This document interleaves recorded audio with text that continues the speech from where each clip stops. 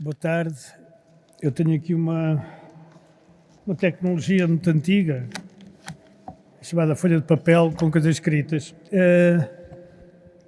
e vou-me socorrer dela para vos apresentar aquilo que os espanhóis chamam uma ponência, porque não é enfim, é uma ideia que eu há muito tempo tenho e que penso, estava há pouco a dizer ao professor Valente Oliveira, que penso que não vai ser concretizada na minha vida, e espero que esteja aqui gente mais nova para ainda, provavelmente, a poder ver.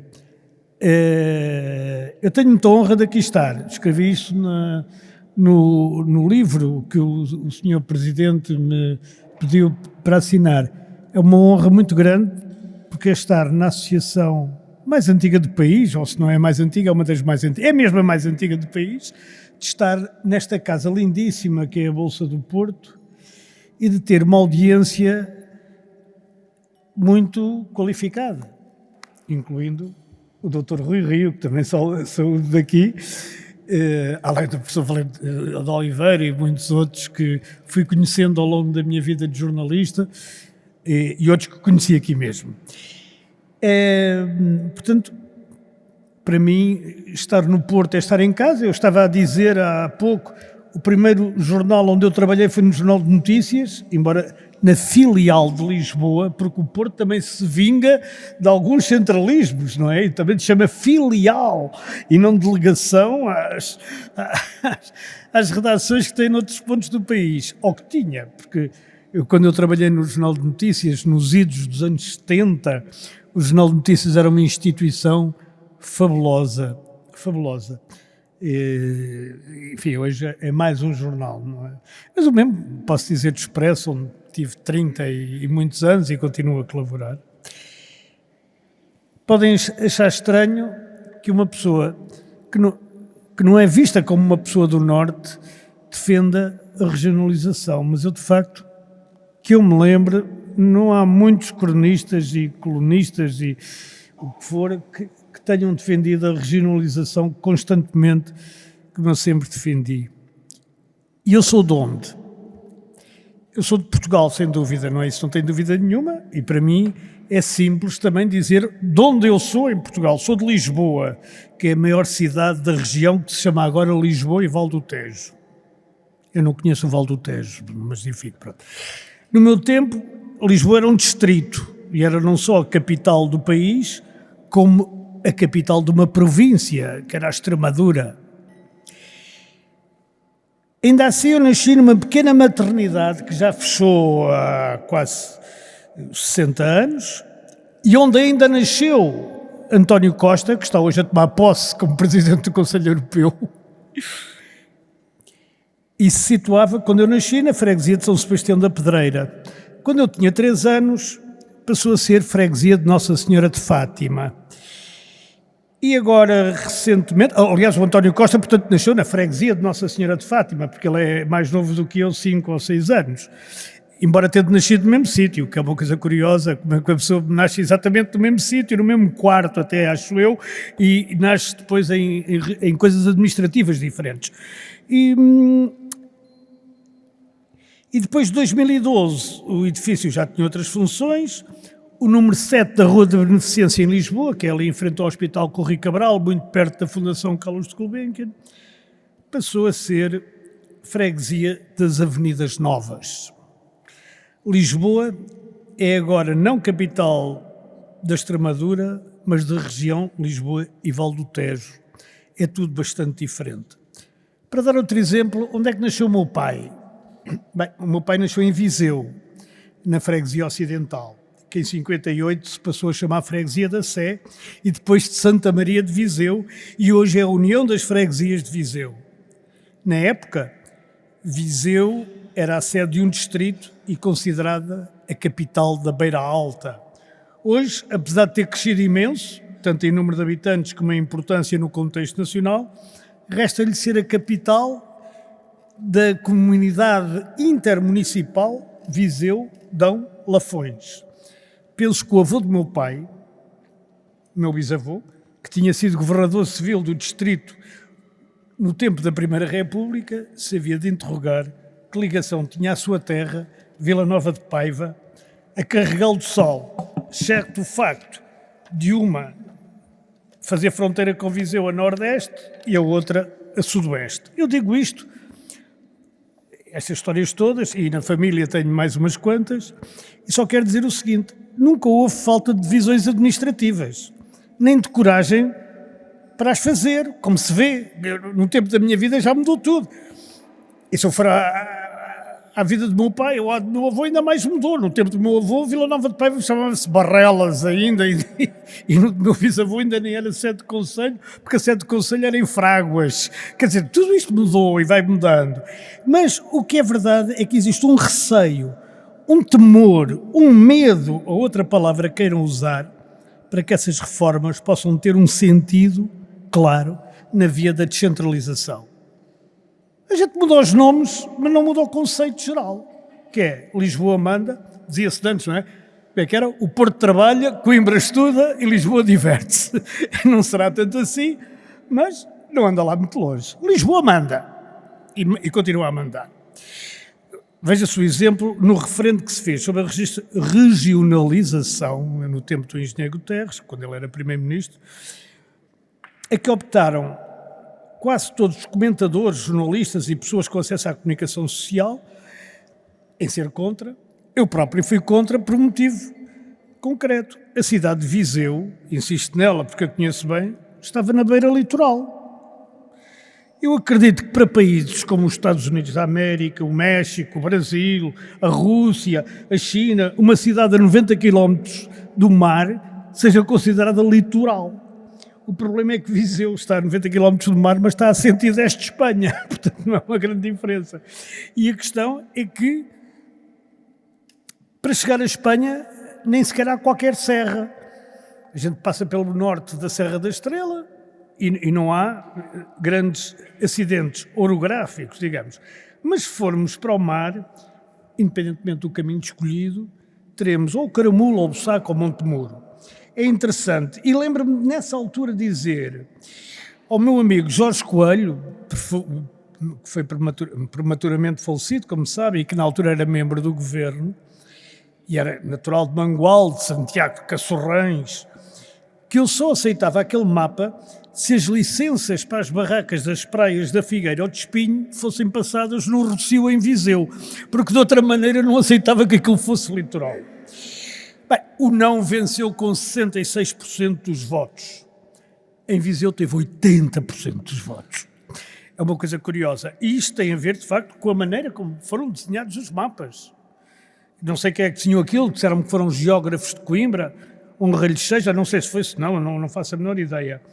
Mas será curioso que os melhores resultados para a regionalização tenham sido no Algarve, onde nunca houve dúvidas sobre o que era a região do Algarve, e também no Alentejo, onde, mesmo assim, há uma certa unidade geográfica.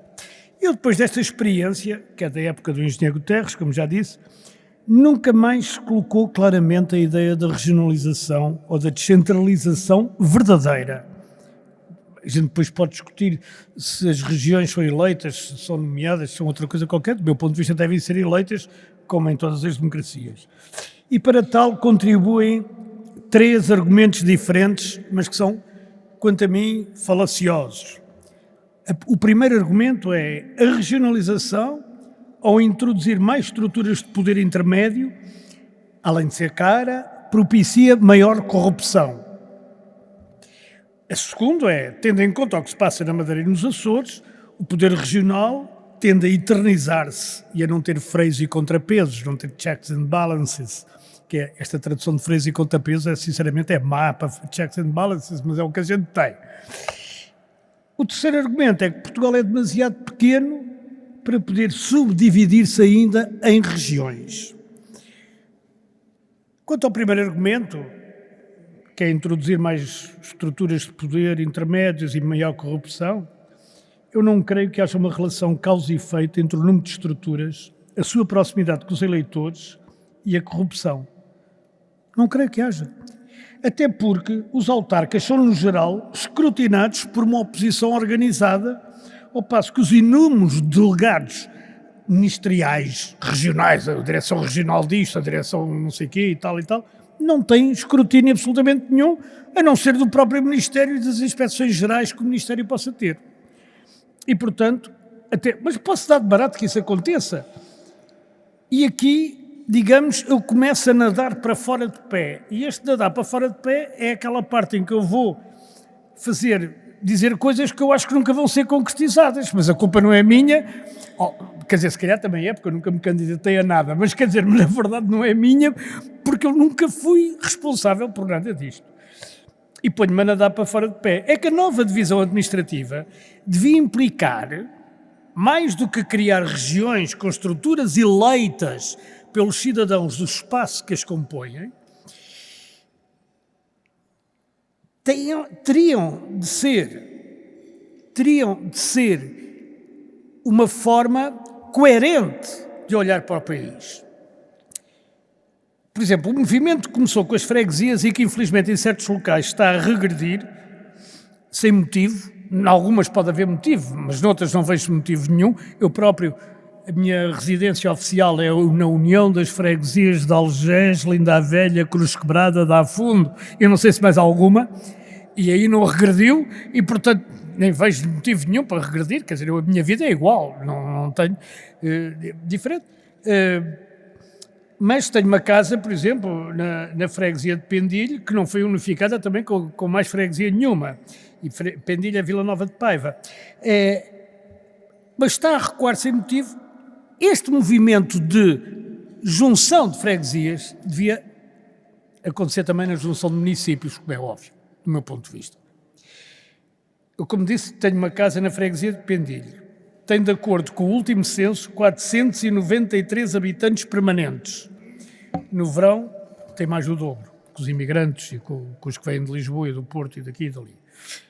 Nas últimas autárquicas, votaram 344 pessoas e estavam 494 inscritos, que é mais uma do que aquilo que o censo diz, isto sem contar com as crianças. Também não sei como é que isto acontece, mas sei que o Instituto Nacional de Estatística diz: vocês são 493, e vem o MAI, através do STAP, Secretário Técnico de Apoio ao Processo Eleitoral, dizer: não, vocês são 494. É claro que há aqui mortos pelo meio que estão registados, mas isso a gente já sabe. Se tão pouca gente, 493 ou 494, justifica uma freguesia, é porque a aldeia mais próxima dista para aí uns 5 km. E o isolamento agrava-se, como estava aqui a falar à mesa, pela falta de fibra óptica, que não existe, de multibanco e de inúmeras coisas que já são necessidades básicas, mas que persistem em não existir no interior. E persistem em existir no interior porque as pessoas em Lisboa acham que os velhos que estão em Pendilho, dos quais eu faço parte, muitas vezes, 15 dias por mês, são umas pessoas que não têm computador e não precisam de fibra, que não têm cartão de crédito nem cartão de multibanco e, portanto, não precisam de multibanco, e que são todos uns velhinhos de capucha, cada um com os socos ali para trás e para a frente. Quer dizer, nem nos passa pela cabeça quando a gente contrata um marceneiro e diz: oh, Sr. António Esteves, ele é António? É António. É? Não é? É António Esteves. Oh, Sr. António, a gente precisa aqui de uma estante para a coisa. E ele pega no computador, vai ao AutoCAD, e ele é mais velho que eu, não é um rapaz novo. Vai ao AutoCAD e desenha e diz: querem assim. E a minha mulher, no geral, que manda nisso, como todas as mulheres começaram, diz: não é bem assim, era mais para cima, mais para baixo, mais para o lado e tal. E ele vai pondo aquilo no AutoCAD, mas depois ele para ir, no outro dia disse-me, para ir atualizar o AutoCAD, tem que ir a Castro Daire, que é 14 km. Quer dizer, isto é uma coisa completamente absurda, se a gente pensar um bocadinho nisto, isto é absurdo. E o mesmo com o empreiteiro, e o mesmo com o senhor do café, que aliás, o senhor do café tem uma linha de fibra óptica dedicada para os jogos da Santa Casa da Misericórdia, mas não serve para mais nada. A fibra só serve para se jogar no Euromilhões e no não sei quê, do 20 mil euros por dia ou por mês, ou lá que é. Bom, e portanto, isto nada existe. Mas no concelho, que é Vila Nova de Paiva, E apesar do número escasso de pessoas que ali vive, 4.750, de acordo com o INE, há uma piscina, há um parque desportivo, 2 cortes de ténis, uma biblioteca e um museu municipal. Está tudo vazio, claro, como vocês compreendem. Se aplicássemos o rácio eleitor-equipamento, teríamos, como uma vez já escrevi no Expresso, que a Avenida dos Bombeiros Voluntários de Algés devia ter o dobro dos equipamentos de Vila Nova de Paiva. Ou seja, 2 piscinas, 4 cortes de ténis, 2 centros culturais e 2 bibliotecas. Isto é ridículo, mas é assim que dava o rácio. Quer dizer, imagina que na Avenida da Boa Vista houvesse 6 piscinas, não sei quantos cortes de ténis e por aí fora. Por isso, a primeira coisa a fazer, em meu entender, seria uma reforma administrativa total. Completamente. Não é dizer assim, acabaram as províncias, ok. Acabaram os distritos. Não, mas espera lá, mas os distritos continuam os distritos para coisas eleitorais. E para coisas do futebol, porque a Associação, quer dizer, como é que se chama? A Associação Distrital de Viseu, e a Associação Distrital de Futebol do Porto, e não sei o quê, isto tudo é com base em distritos. E não continua só para o futebol e para as eleições, continua para os partidos. Os partidos têm uma organização fundada em distritos. Há uma distrital do Porto, há uma distrital de Braga, de todos os partidos, não estou a falar de nenhum em particular. Porque essa era. Mas acabamos com os distritos e fazemos CIMs. E hoje o que é que nós temos? Círculos eleitorais, que são os antigos distritos. Aí elegemos deputados, a quem teoricamente poderíamos recorrer, embora a lei diga que todos eles, eleitos por onde forem, representam os cidadãos do país, não se percebendo então porque é que não fizeram um círculo nacional, ou seja, um deputado eleito aqui pelo Porto, e há aqui mais que um, que já foi eleito pelo Porto, representa o país todo. E, portanto, vai lá um cidadão do Porto e dizer-lhe assim, doutor Rui Rio, isto no Porto não pode ser, você tem que dizer lá no Parlamento que isto não sei o quê. Ele diz, não, desculpe, eu represento o país todo. Isso do Porto é um problema que não sei, que deve ser com o Presidente da Câmara, ou com o Presidente da CIMA, ou com o Presidente da Comissão de Coordenação da Região Norte. Bom, mas enfim, nós elegemos os deputados que teoricamente representam aquela região, mas é que os distritos já não existem. E isto é uma coisa diferente, parece ficção. Além de mais, no sistema atual, já temos um distrito, ou o que resta dele, que elege apenas 2 deputados, que é o distrito de Porto Alegre. E depois, outros como Beja, Guarda e Bragança, elegem 3. Isto são distorções ao sistema do Metodonte, que são de bradar aos céus. E é por isso que, por exemplo, quando foi a maioria absoluta do PS, em Porto Alegre só havia deputados do PS, não havia de mais ninguém. Todos os outros votos foram perdidos.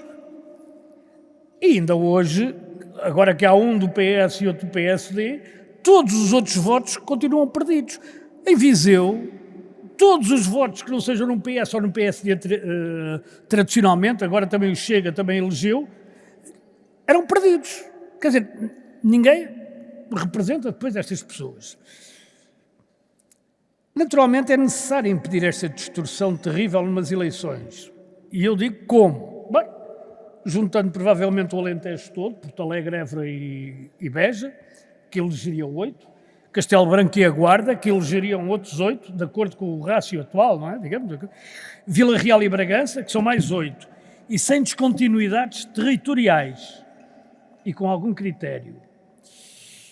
Por exemplo, Alentejo, Trás-os-Montes e Beira Interior. Isto tem critério, digamos, do ponto de vista da Constituição do próprio país.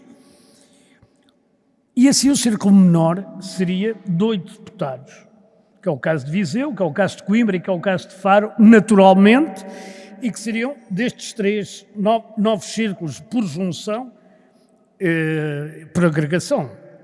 Uma proposta mais concreta da SETES, de cuja direção eu tenho a honra de fazer parte, visando a revisão do sistema eleitoral, propunha a junção de deputados nacionais com eleitos uninominalmente. Assim, Viseu, por exemplo, eu falo de Viseu, já percebem porquê, que elege 8 deputados, elegeria 4 pelo sistema atual, pelo método normal, e outros 4 uninominalmente. Um por Viseu, Conselho de Viseu, outro pelo círculo, como lhe queiram chamar, de Viseu Sul, Viseu Oriente e Viseu Noroeste. Isto era uma possibilidade que se pode aplicar ao Porto. Eu tenho aqui, se quiserem dizer como é que é a divisão do Porto, eu já digo qual é, aliás.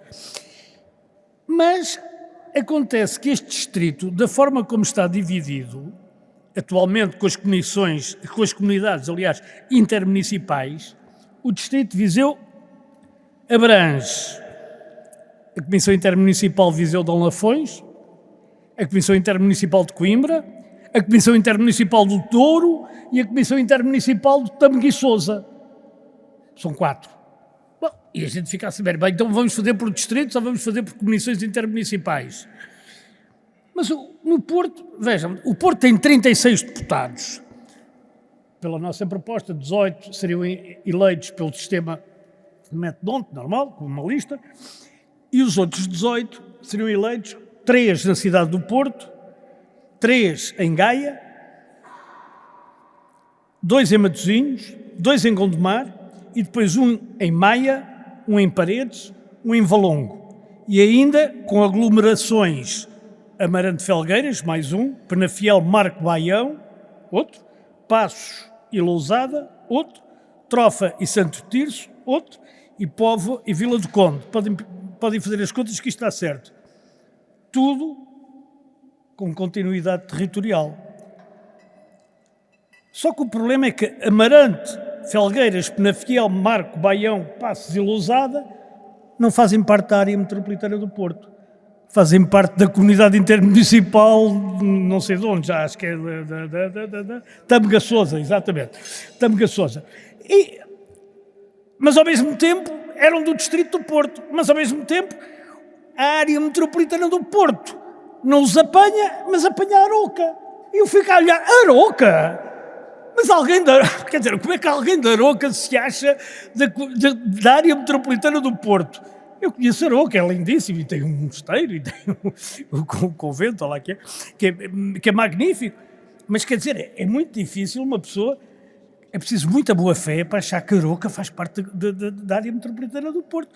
E esta divisão é muito estranha, não é? Porque não é só Aroca, é também Valdecambra. Valdecambra está na área metropolitana do Porto. Isto é extraordinário, não é? Ou seja, nós vivemos num mundo de absoluta confusão, de divisões sobre divisões, que para as eleições é uma coisa, para a administrativa é outra coisa, e depois, ainda por cima, as direções regionais dos ministérios. E então a gente chega ali a um convento, que é uma coisa magnífica, e quem não viu tem que ir a correr ver, que é o convento de São João de Tarouca, que é mais antigo do que Portugal, e que é o fundamento, a sede de tudo o que é a ordem cisterciense em Portugal.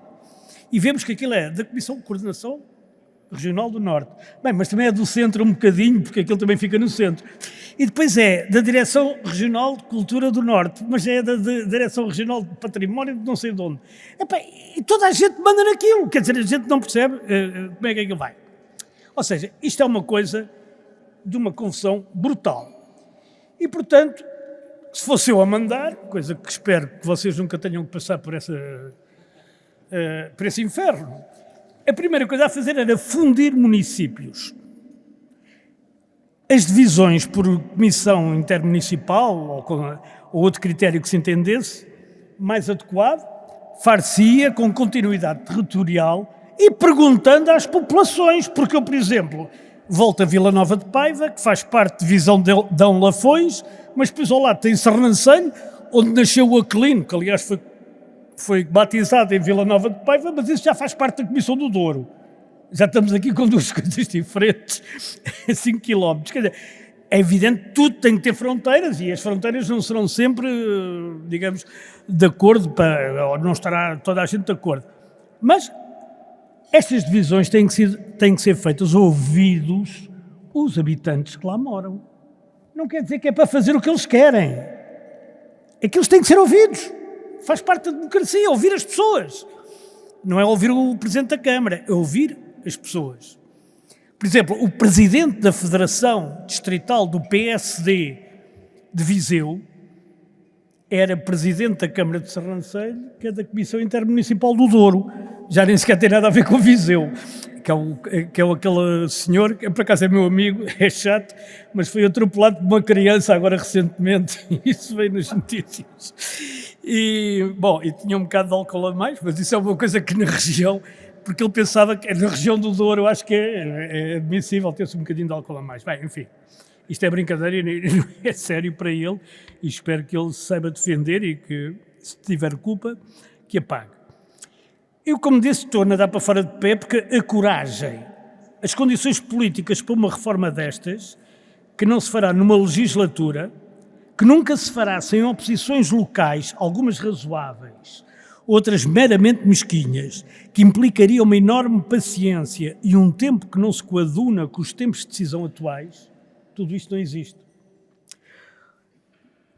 O argumento da eternização do poder não me parece sequer discutível.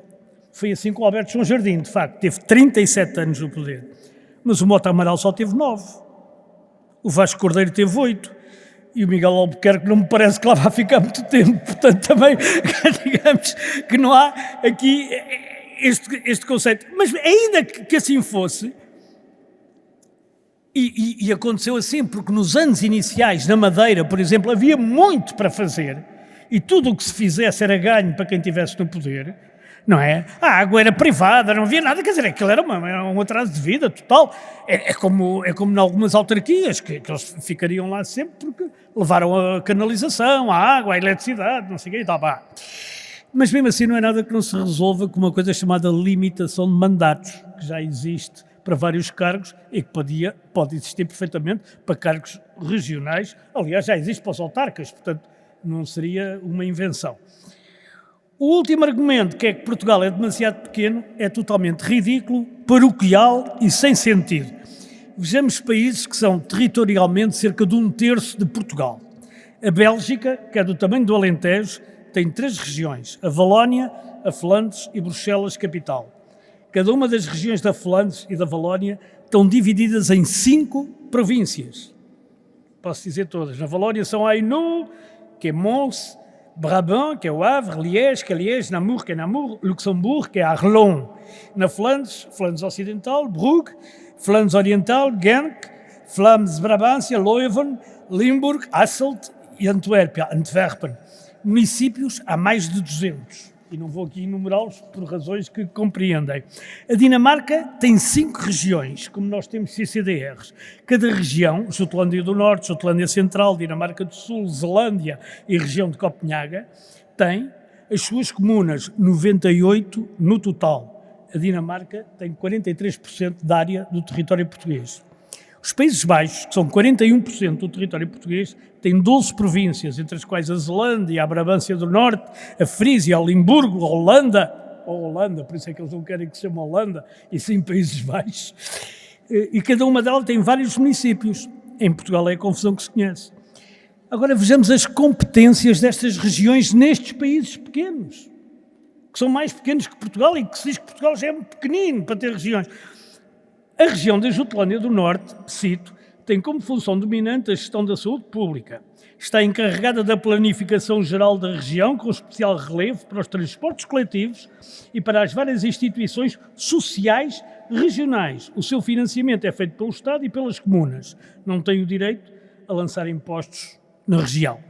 Isto é igual, mais ou menos, para todas as regiões da Dinamarca. Na Bélgica, a província gera tudo o que é de interesse provincial, ou seja, nem federal, nem comunitário. Comunitário aqui é câmaras municipais, não é? Para nós. As províncias são autónomas, ainda que sob o controle de autoridades superiores, que são as regiões, e podem agir numa série de domínios como ensino, infraestruturas sociais e culturais, medicina preventiva, política social, ambiente, estradas, cursos de águas e transportes, economia, obras públicas, alojamento e emprego dos idiomas, coisa que na Bélgica tem uma grande importância. Como sabem, há 3 oficiais, francês, flamengo e alemão. Isto é uma diferença brutal. Em Portugal, é na Avenida 5 de Outubro, em Lisboa, que se colocam professores, no país todo. Até a Alfândega da Fé. até Castro Marinho, não é? É também na Avenida João Crisóstomo que se decidem para onde é que vão os médicos. E é no velho Terreiro do Paço, esse velho Terreiro do Paço que vem do despotismo iluminado do Marquês de Pombal, que se decidem impostos e todas as taxas a cobrar. Algumas têm uma ligeira intervenção dos municípios, mas todas as taxas a cobrar. É no Ministério da Agricultura em Lisboa, que eu nem sei onde é, que tudo se decide, desde plantar batatas ao que se faz com os excedentes do vinho. É no Ministério do Ambiente que se decide o que se pode fazer em tudo o que mexa. Enfim, nada é descentralizado a sério, salvo assistentes operacionais e edifícios. É o que a gente tem descentralizado. As escolas podem contratar contínuos, assistentes operacionais, e podem dizer que podem construir edifícios. E pouco mais. Tudo o que diz respeito ao poder efetivo sobre assuntos que dizem respeito aos cidadãos, tudo fica em Lisboa. Na educação, na saúde, na administração do território, na estratégia de produção de riqueza, nos impostos, nas prestações sociais. Enfim, eu posso estar a exagerar, mas este é o absurdo centralismo de um país macrocéfalo, onde os programas das escolas não levam em conta os feitos das regiões onde os alunos estudam. Refiro-me só no caso do meu Conselho do Interior, aos feitos dos monges cistercenses, ou ao batismo de Afonso Henriques em Carcre, ou ao feudo de Begas Meniz, onde nenhum aluno de Viseu, ou de Castro Daire, ou de Lamego, ou de onde for, sabe que isto aconteceu, porque o programa é feito em Lisboa, e portanto isto não interessa para nada, é uma coisa, ali que Portugal nasceu em Guimarães, porque já foi o Alexandre Herculano que escreveu isso, e toda a gente achou que depois disso não há história, quer dizer, não houve historiadores, não houve Zé Matoso, não houve Bernardo Vasconcelos e Sousa, não houve ninguém, e portanto tudo se continua a estudar da mesma forma. Em todas as regiões há destas e de outras histórias. Eu pergunto, qual é a importância que se dá aqui no Porto ao cerco durante as guerras liberais e ao que os portuenses sofreram durante as guerras liberais? Qual é a importância que se dá na história de Portugal aqui? Porque isto não é dar uma importância geral. É dizer, foi o teu avô, foi o teu bisavô, foi o teu trisavô. Inventaram as tripas, já não foi mal, acho eu. Ou, por exemplo, o desastre da Ponte das Barcas. As pessoas do Porto mais antigas sabem todas o que é isto. Os novos já nem sabem o que é que foi o desastre da Ponte das Barcas. Ora bem, isto em todas as regiões há coisas destas, histórias, há feitos, há elementos que congregam. E são esses elementos que congregam que formam a comunidade. Porque uma comunidade não é só um espaço territorial, é também um espaço espiritual. Espiritual não no sentido religioso, mas neste sentido que nós formamos. Porque é que a gente diz, nós somos do Norte? Porque é que eu digo, eu sou do Norte? Porque não sou do Sul. Quer dizer, e não tem nada a ver com aquela coisa, como dizia o meu pai, nós não somos berberes. Não, quer dizer, não temos nada a ver com isso. Quer dizer, somos do Norte e temos orgulho. E porquê é que temos orgulho? Sei lá, porque só tivemos 70 anos de domínio do califado. Uma coisa qualquer, não interessa. Não estou a dizer que somos melhores ou piores, estou a dizer que somos diferentes. Por exemplo, na minha terra, qual é a diocese de Lamego? Qual é a diocese de Viseu? É de Viseu, e isso tem influência? Tem. Porquê? Porque os suevos, que tinham a arquidiocese de Braga, eram católicos romanos. E o Porto, e aquela parte do norte de Viseu e de pouco de trás dos montes, o resto era tudo visigótico. E os visigóticos eram o quê? Eram cristãos arianos.